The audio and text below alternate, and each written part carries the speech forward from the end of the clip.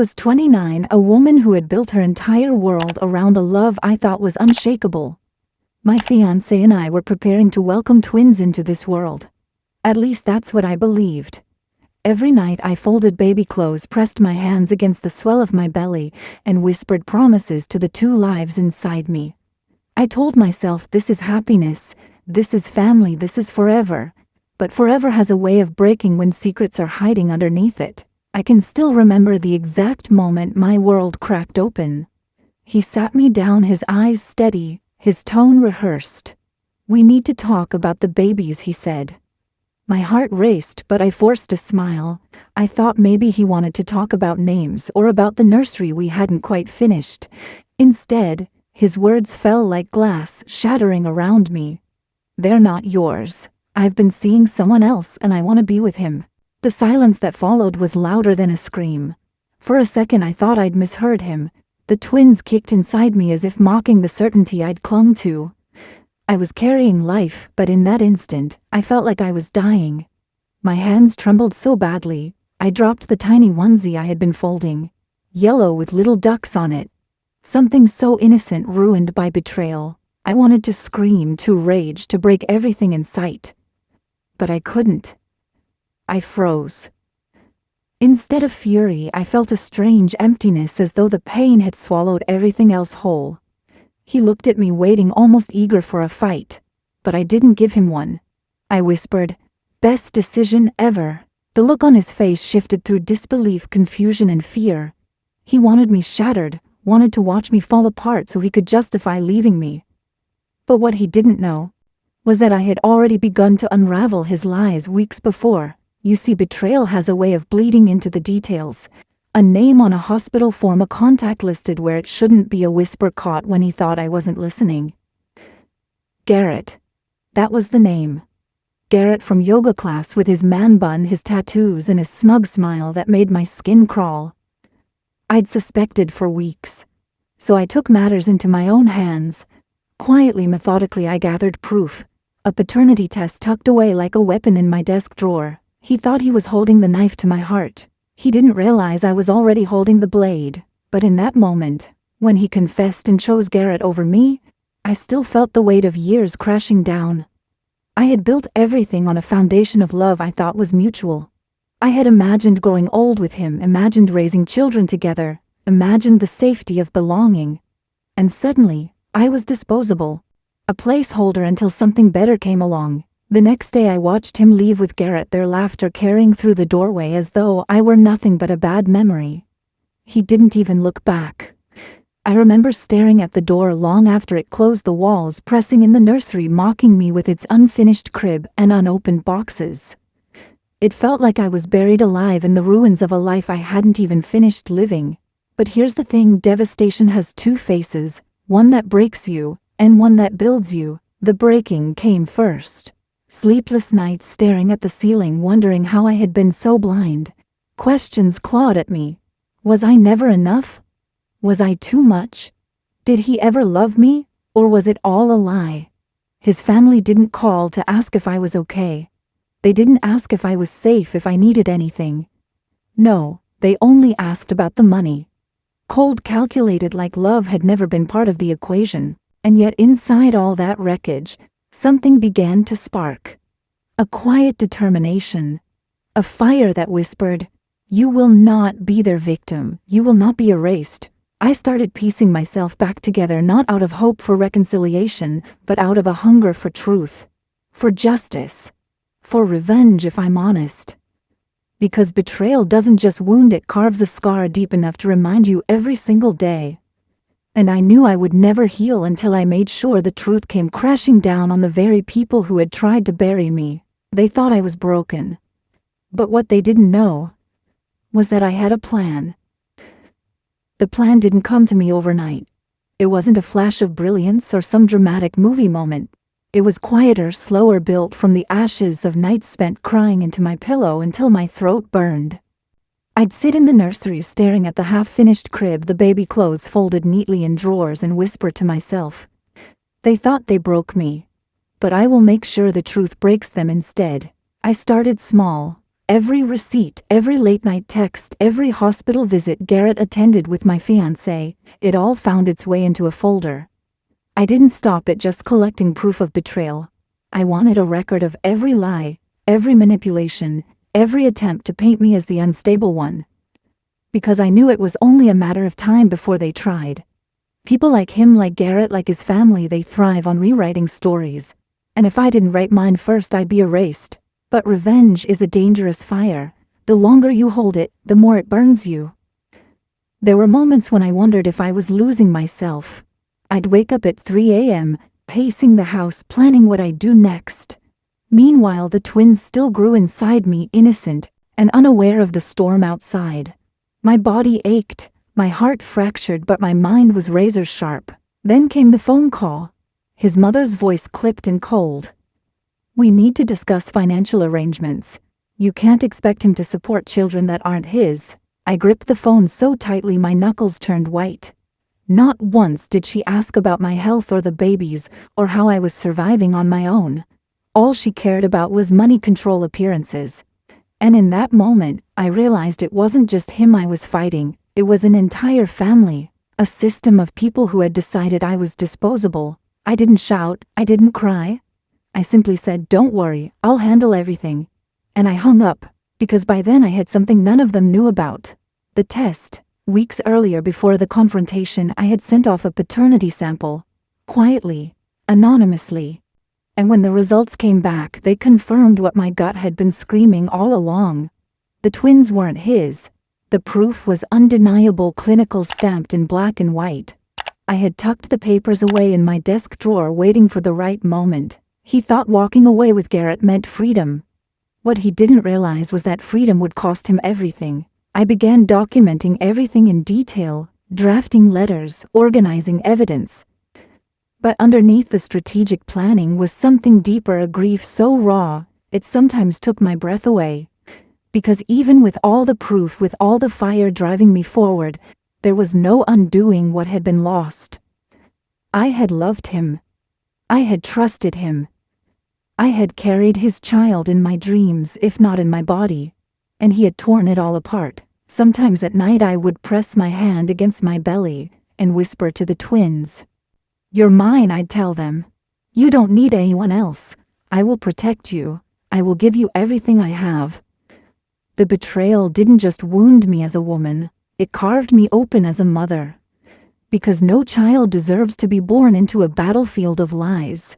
But the lies weren't done unraveling. One evening Garrett showed up at my door.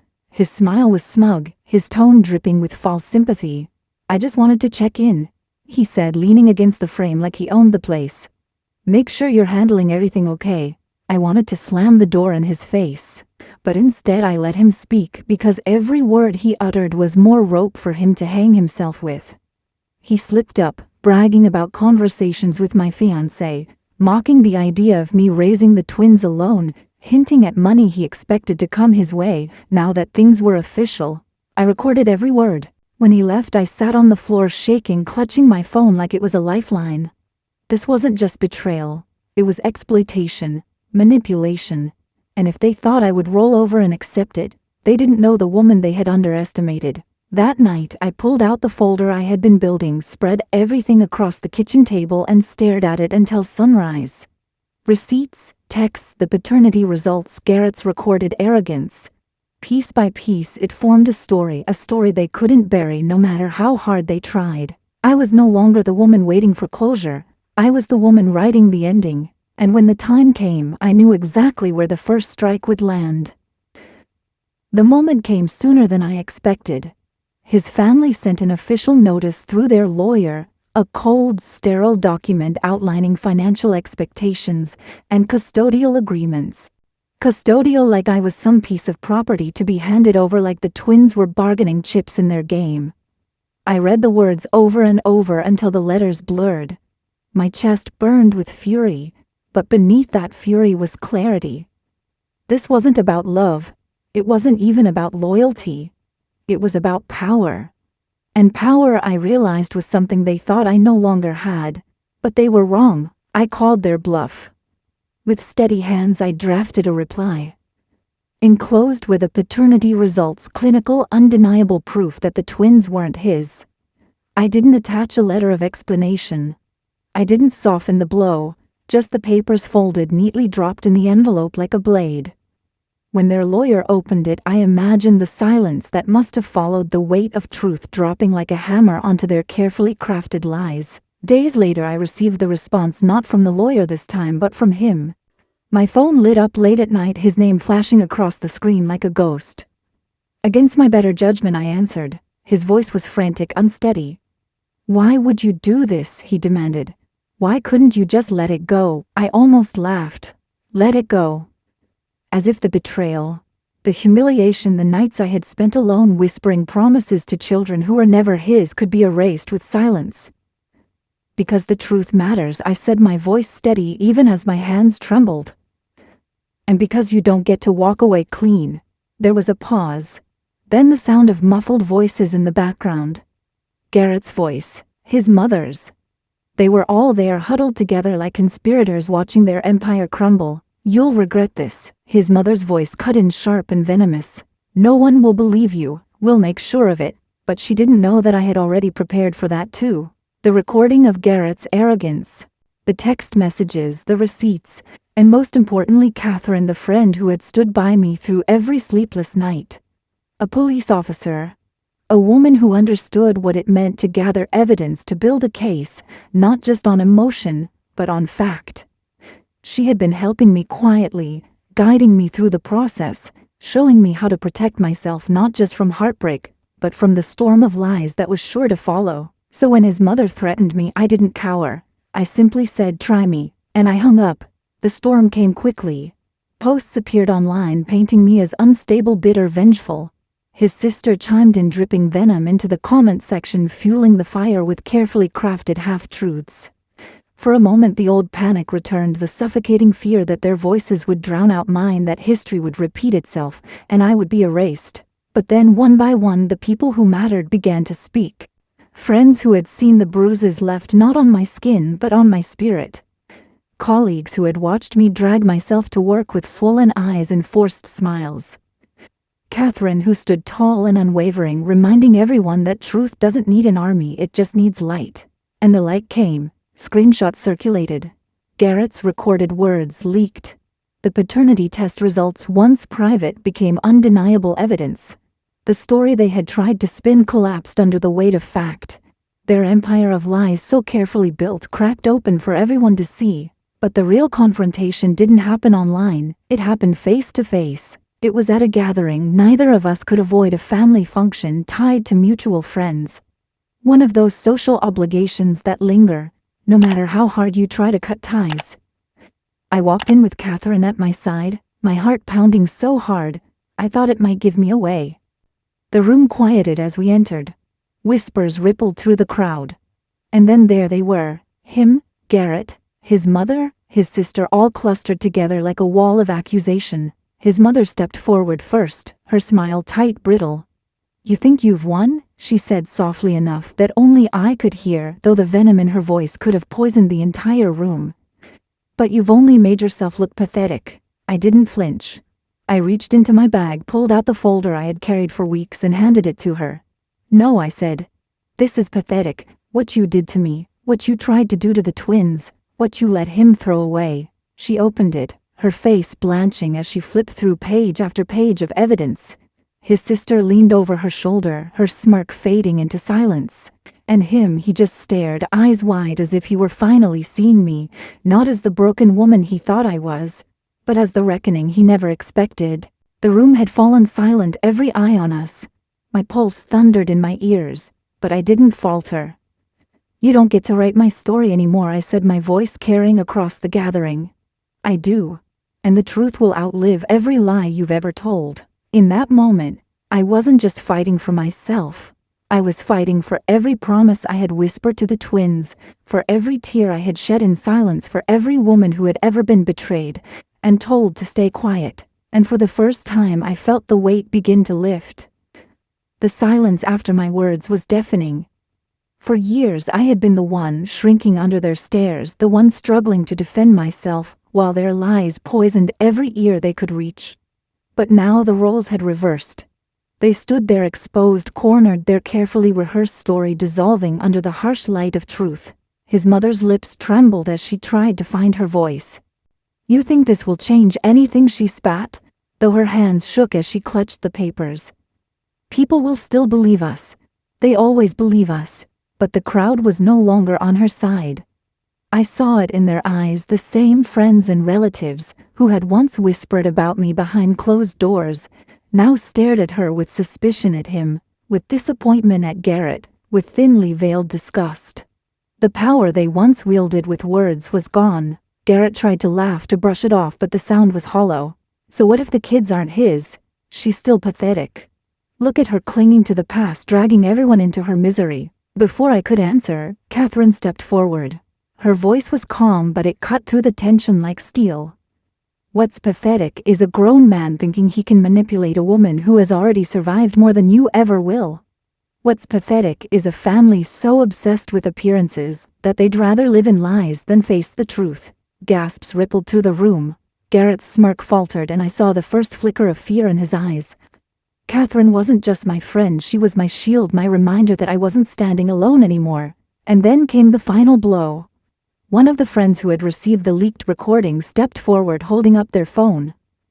Garrett's voice played aloud for everyone to hear, his mocking words, his arrogance, his admission of expecting money, his casual cruelty about raising the twins. Every word echoed through the room like a verdict, undeniable and damning. Garrett's face drained of color. My ex's head dropped into his hands. His mother's knees seemed to buckle as the reality of their empire collapsing unfolded in front of everyone they had hoped to impress. I stood taller than I ever had before. My voice didn't shake as I spoke again. "You spent years trying to erase me. But I'm still here, stronger than ever. And now the whole world sees you for what you are." The room erupted, not with applause but with murmurs, whispers that carried like wildfire.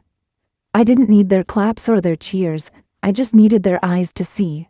For once the truth was not buried under their noise, it was undeniable, written across every stunned face. He looked up at me, then my ex, his eyes full of something I hadn't seen before.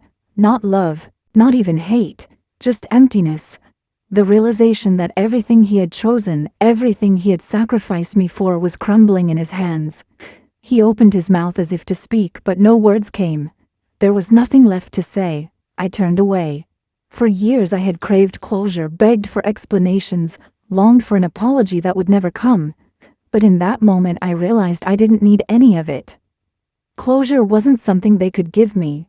It was something I had just given myself. Catherine slipped her hand into mine, her grip warm and steady.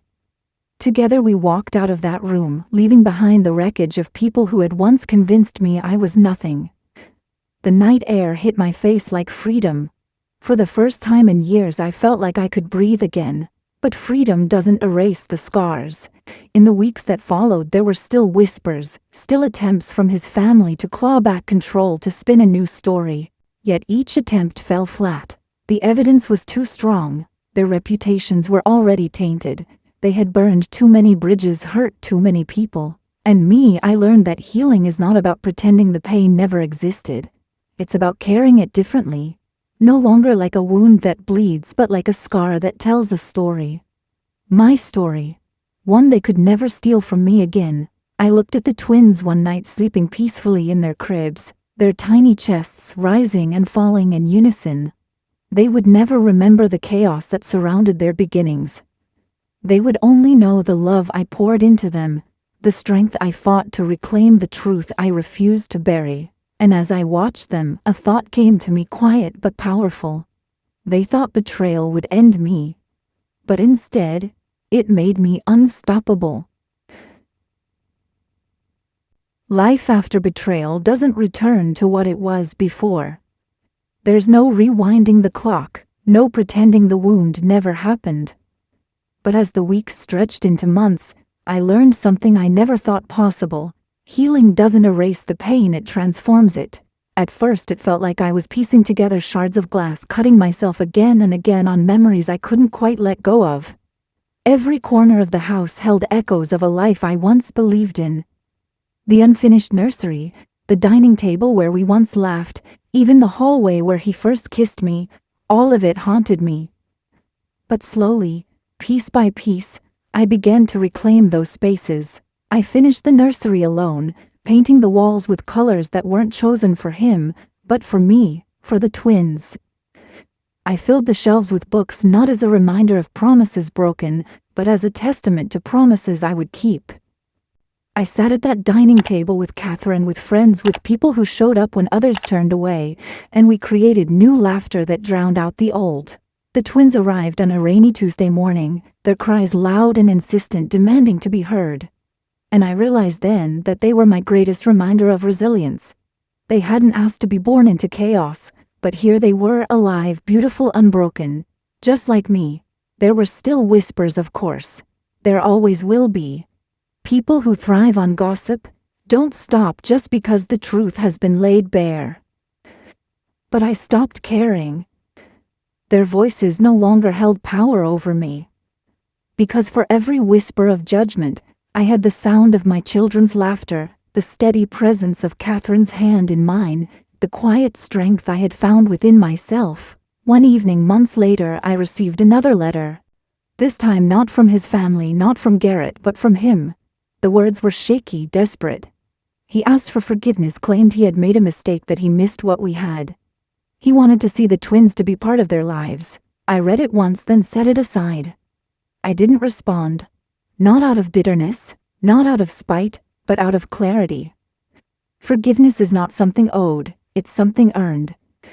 And he had done nothing to earn it. The twins didn't need his chaos.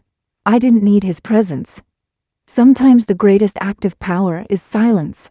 Instead, I chose to write my own ending. I began journaling, pouring my pain into words, not for revenge this time, but for release. And what surprised me most was how many people resonated with my story when I finally shared parts of it. Women, men, people from every walk of life messaged me, thanking me for speaking the words they had never dared to say out loud. Your story is mine too. I thought I was alone until I heard you. Thank you for surviving, so I know I can too. That's when I realized my betrayal, as devastating as it had been, carried a strange gift. It gave me a voice I never knew I had. It showed me the depth of my resilience. It reminded me that strength isn't about never breaking, it's about choosing to stand again after you've been shattered. Looking back now, I see the betrayal not as the end of my story, but as the beginning of a new one. One where I am not defined by what was done to me, but by how I chose to rise from it. One where my children will grow up knowing their mother didn't bow to lies, didn't crumble under cruelty, but stood tall in the face of it. Sometimes I still hear his voice in my head, the moment he told me the twins weren't mine to claim. Sometimes I still feel the sting of his family's venom, the weight of their disdain. But those echoes don't control me anymore. They are just reminders of how far I've come. If you're watching this, if you've ever been betrayed, abandoned, or silenced, I want you to hear me now. You are not defined by the ones who broke you. You are defined by how you choose to rise. And even when it feels impossible, even when the weight feels unbearable, remember, healing doesn't mean forgetting.